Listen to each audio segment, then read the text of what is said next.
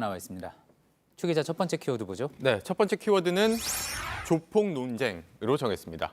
예, 무슨 이야기입니까? 네, 이 서초동 촛불 집회 놓고 정치권에서 좀 서로 다른 평가들이 나오고 있습니다. 물론 광화문 집회 때도 마찬가지긴 했지만요. 특히 홍준표 전 한국당 대표와 민주당의 박범계 의원 사이에 이런 설전이 있었습니다. 우선 홍 전 대표가 자신의 소셜미디어에 뭐라고 썼는지를 소개해드리겠습니다. 남의 편을 모질게 수사하면 정의로운 검찰이고 자기 편을 제대로 수사하면 정치 검찰이라는 논리는 조폭식 사고 방식이다. 조폭들은 자기 편이면 무슨 짓을 해도 감싸 안는다라고 썼습니다. 예. 자, 민주당 박범계 의원과 설전을 벌였다고 앞서 이야기를 했죠. 네. 아마도 박 의원이 이에 대해서 반박을 한 모양이죠. 맞습니다. 민주당 쪽에서 곧바로 반박이 나왔는데 말씀드린 것처럼 이 박범계 의원이 마찬가지로 소셜미디어에 글을 올렸습니다. 수많은 인파 속에서도 단 하나의 폭력 사태가 발생하지 않은 서초 촛불 국민들이 조폭으로 보여진다는 것은 그의 눈이 희한 그 자체, 그의 눈도 어느덧 조폭이 된 모양입니다. 라고 썼는데 예. 검찰 개혁을 요구하는 서초동 촛불 집회에서는 폭력 사태가 없었다는 점을 강조를 하면서 홍 전 대표의 말을 반박을 한 겁니다. 예.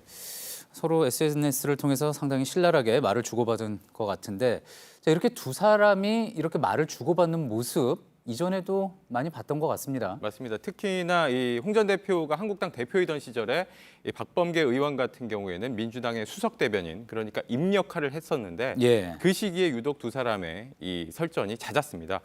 대표적으로는 홍 전 대표가 지난해 5월에 경남 창원을 찾았을 때 이른바 이 빨갱이 발언이 논란이 된 적이 있었죠. 원래 창원에는 빨갱이들이 많다라고 말한 것이 알려지면서 당시 논란이 커졌었는데 여기에 대해서 이제 박 의원이 이렇게 지적을 한 일이 있었습니다. 홍준표 대표는 자기 견해에 반대하면 다 빨갱이냐, 점점 홍준표 리스크가 커지고 있다라고 지적을 한 일이 있었고 예. 또 이런 일도 있었습니다. 이번에는 이제 홍 전 대표가 먼저 시작한 일인데 이 박범계 의원을 두고 음식점에서 갑질을 해서 외상값을 이렇게 갑질을 했다라는 논란이 불거진 일이 있었는데 예. 홍 전 대표가 공개석상에서 이걸 언급하면서 대전 시민들이 이런 사람을 심판해야 한다라고 말한 적이 있었습니다. 박범계 의원이 이 대전의 서구 을 지역구죠. 예. 그러자 박 의원은 여기에 대해서 팩트가 다 틀렸다라고 반박을 하면서 이렇게 얘기를 했습니다. 저는 홍준표 대표님 때문에 행복합니다. 한국당 대표로 장수해 주길 바랍니다. 라는 반어적인 표현으로 저렇게 맞받아친 일이 있었습니다. 예. 예, 서로 저렇게 좀 주고받으면서 또 감정도 있었을 것 같습니다.